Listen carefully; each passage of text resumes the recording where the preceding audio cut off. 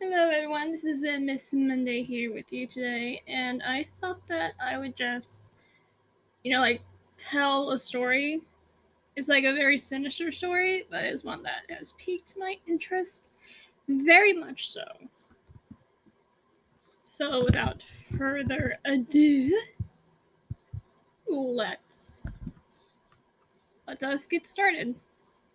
Okay, so this is a story that spans like 5 years in the East End of London, England, and almost 200 years of publication. That tells you a lot about what people liked back then. And still do today. It's between the author of the book, Charles Ludwig Dodgson, or Lewis Carroll, that had many less than holy thoughts, and it's between him, his adult friends, along with little family, mostly pertaining to their 9-year-old son Harry and the three young daughters Lorraine, Alice, and Edith. The story in question is actually Alice's Adventures in Wonderland. It's Alice in Wonderland, which I personally love until I actually grew up, and my childhood was suspiciously ruined by me searching the web at 4 a.m. Which, don't do that if you have school, because school comes first, but this was actually like very interesting to me. My lipstick. I'm eating chips. Okay, so Alice's Adventures in Wonderland, mostly in question Alice in Wonderland.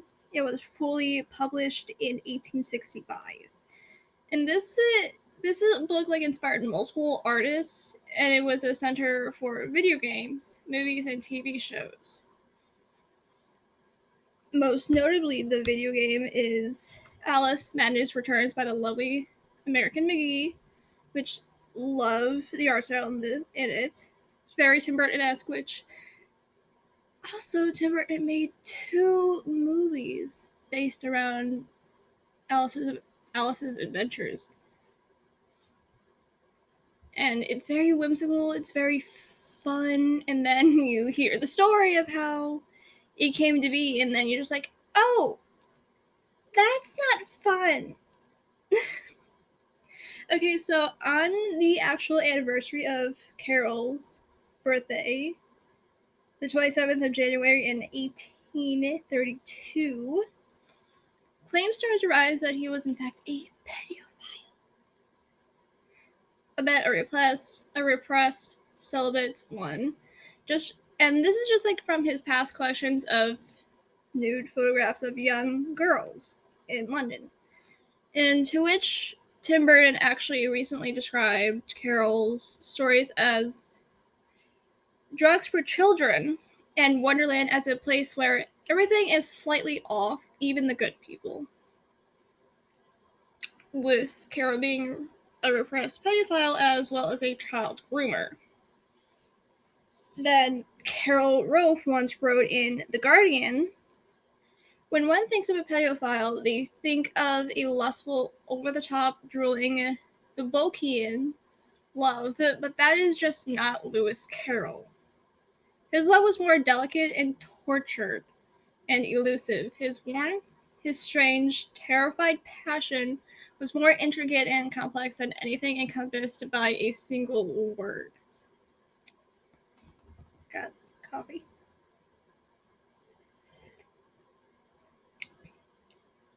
Carroll was also an accomplished portraitist, which back then, like, the first camera was made, and he was just like pioneering off of that. And he actually took very artistic photographs of young girls, which introduced Alice, then age 6, who was also like the inspiration for Alice in Wonderland, like young Alice Liddell. And it's true that he did like young girls, or as he wrote, I am fond of children, except boys. End quote. And as well as his own nephew, Stuart Dodgson Collingwood, in writing. And now as to the secondary causes which attracted him to children. First, I think children appeal to him because he was a pre-elementary student, like a preschool teacher. Which, if I found out that my child's preschool teacher was a pedophile, I would be like, no. Anyway, he saw in their unspoiled minds the best material for him to work upon, and I think that's where, Wonderland came from, because, young children are just, very, I don't want to say naive, they're just, oblivious to, the world around them, because, they're in their own heads. One writer even stated that Lewis Carroll is treated like a man you wouldn't want your kids to meet, yet his stories are still presented as classics and pure, innocent literature. End quote. Now, there is no doubt that Carroll's affection for what he called his child friends would be out of bounds today, as he once wrote to a 10-year-old girl, "Extra thanks and kisses for the lock of hair. I have kissed it several times for want of having you to kiss, Even hair is better than nothing," end quote, which, that's extremely fucking creepy. That is extremely creepy to me. I hope it's creepy to the rest of you watching, but I don't know, because I can't see you. So, yeah. And after that, it's just the same quasi-romantic language that actually created the Alice books. Now, before long, Carol would strike up a friendship with Harry, age 9, and Harry is the first son of the Littles. And he taught Harry rowing and arithmetic, spent time with him, and even took him on outings. So Carol's just like, hey, I'm gonna be like that cool uncle. Just like, hey, give me a kid. You guys can go have more babies, or whatever you guys want to do. And Wakelings actually said that. And as Harry's sisters grew older, he also said that Carol also took them under his wing with their parents' blessing, end quote. Their parents' blessing. I mean, at the time, they didn't, actually fully understand or, realize that until later on. So, on one July afternoon in 1862, so 3 years... 3 years before Alice's Adventures in Wonderland was actually fully published, he took the three Liddell sisters down to a stretch of river for a tea party, and thus began the Alice in Wonderland land characters and stories, with Alice being Alice Little, the White Rabbit, the March Hare, and the Mad Hatter, with Carol being the Cheshire Cat that leads her all throughout Wonderland.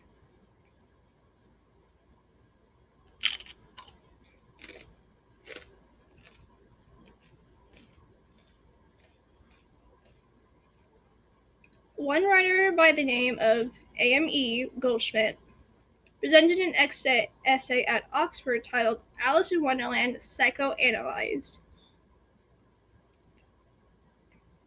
in which he suggested that Carol was suppressing a sexual desire for young Alice, with the book's imagery of Alice falling down the well that was an innuendo of intercourse, as well as her older sister Lorena, who Carol supposedly already had intercourse with, and that Alice overheard it late one night, which actually caused Alice to live in Wonderland more often, and to try to repress that. And she also felt guilty, so Wonderland was just like, oh, my sister is still here in Wonderland. She's not actually, gone. Part of her isn't gone. Part of her is in Wonderland. Lennon once wrote that people have wondered what he did with his love life. And it can be told he loved little girls, but like Peter Pan, he had no intention of marrying them, end quote. But Alice, she wrote, was the first and most favored of his girlfriends, end quote. Which, Alice, you're like 10. You should be dating at 10. And even if you are, you date around like your age, like date another 10-year-old. But once in a letter to Alice from her sister Lorena, she says, I tremble at what I said.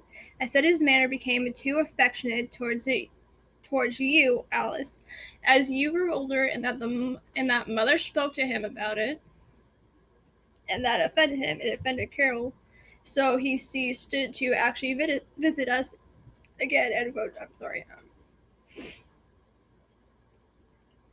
Which, good for the mother, by the way. You know, like, mothers, listen to your children. Like, if your children has like a bad vibe about someone, like pull them aside, talk to them, like ask them, like, hey, why don't you like this person? Not continue like subjecting like your child to that negative energy, because a negative energy at a child at a very young age is very detrimental to the mental health, as well as, you know, like other aspects of their life. And then later in a note found from a diary written by Carol, he states that he learns from Miss Liddell, which is actually the White Queen, you know, very nice, caring, loving, that he's supposed to be using the children as a way of paying court to the governess or the Red Queen, which he is also supposed to be courting Lorena. And at that time, Lorena was 14, like 14, around that age. So then people started to like eventually see through the prism of contemporary culture, which is one that sexualized youth, especially female youth, like young women, even as it is repulsed by pedophilia, and that the nature of his relationships with Alice, with other young girls as well as young women, may never be established with certainty, which kind of, no, it's not kind of, it is bad, you know. But eventually the uncertainty is a constant theme in like the Alice books, because, you know, like, it's whimsical, it's fun, it's cheerful, it's childish, and it makes like a child, like, it gives like their imagination a place to like run free. And that's what Wonderland is. It's just a place of pure imagination that people assume was from, you know, like Lewis Carroll's like actual childhood, like his little safe area. So it's just a lot to digest at once if you're not old enough to like understand it.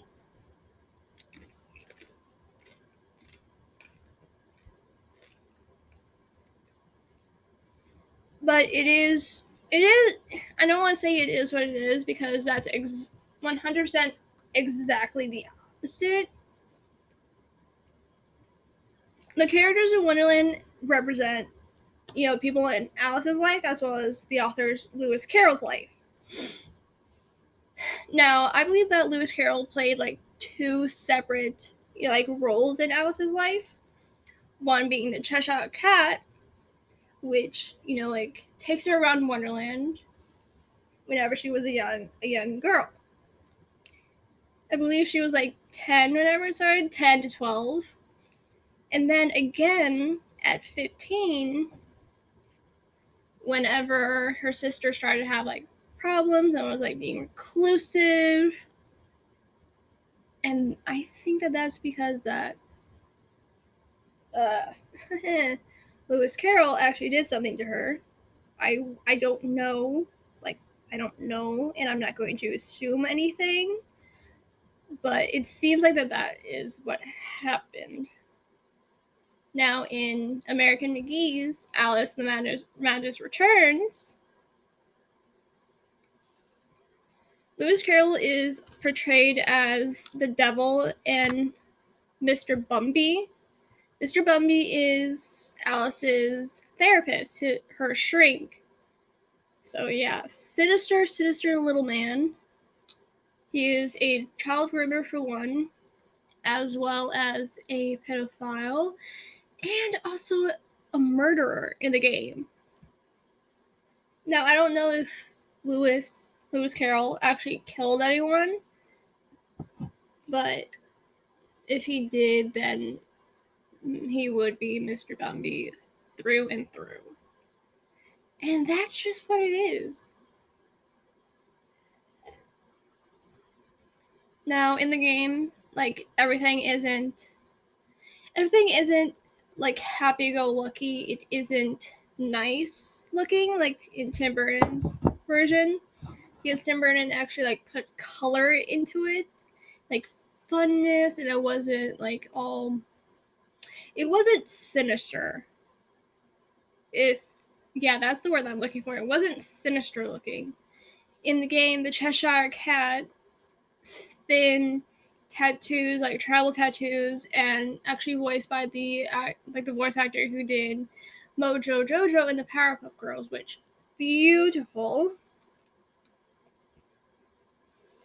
And then the Mad Hatter, he's like on his hat there is actually a symbol for Mercury, and back then people used to use mercury in making hats, and that's where the saying "Mad as a Hatter" came in.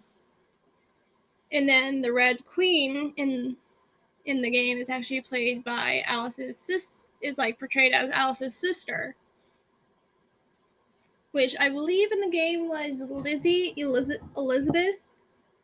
Elizabeth Little, which isn't like in like the true talent and like the true story of Alice. But I mean, some details get lost in translation.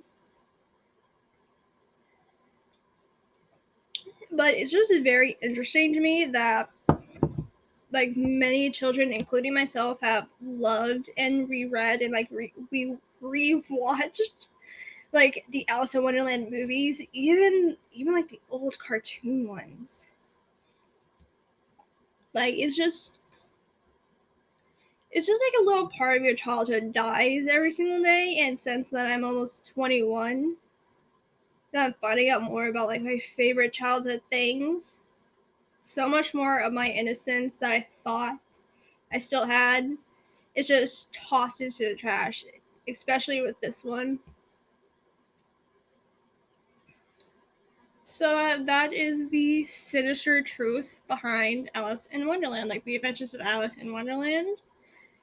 Beautiful telling of a story. Like it's very put together, it's very whimsical, it's very childlike. And then like you research it and then you're just like, oh, that's exactly the opposite of what I was thinking. So yeah, Lewis Carroll or Charles Ludwig Dodgson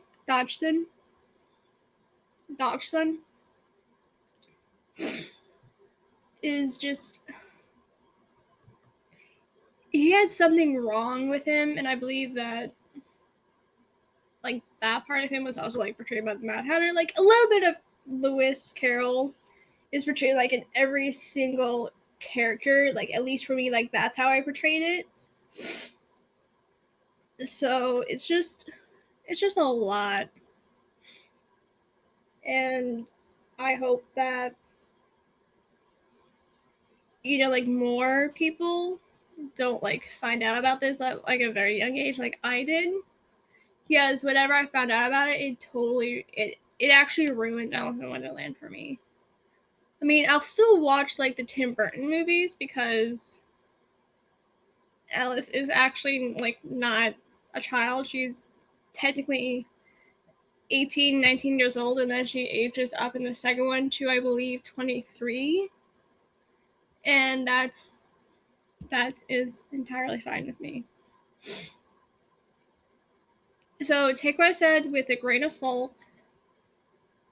Make good choices. Do not like idolize bad people. Like, don't idolize pedophiles, murderers. Just if you like listening to things like this, then that's fine. But do not idolize them, because they are not people that you should put up on a high pedestal. Because in the end, that pedestal will get so big, and then like you realize that, oh, they actually did so many bad things that it's just like too late for you to like take it all back. So as always, I am Miss Monday. This is going to be the second episode because I put up a poll on Twitter and people like wanted to see it. So this is the sinister truth behind Alice in Wonderland. And then the next one would be the Barbara Daly Bakeland video that will go up next Monday after this one. So I love you all. If you like this video, like it. If you want to subscribe to see more of me and hear more of me ramble on about creepy things, then subscribe, like, comment, subscribe, and just be a good person, because like this world has been insane. And I'm sorry that it took me like so long to like actually upload again, but I was sick for 2 days and then I didn't feel like filming because like the world was going insane. And I didn't feel like that filming like something like this would be appropriate at the time because so much like other stuff was going on. So yeah. If you like coffee, if you like coffee, subscribe. If you like Friends, subscribe.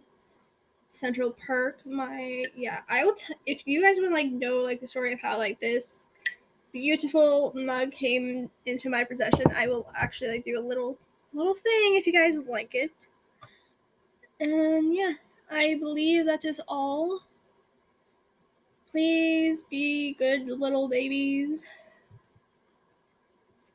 Bye.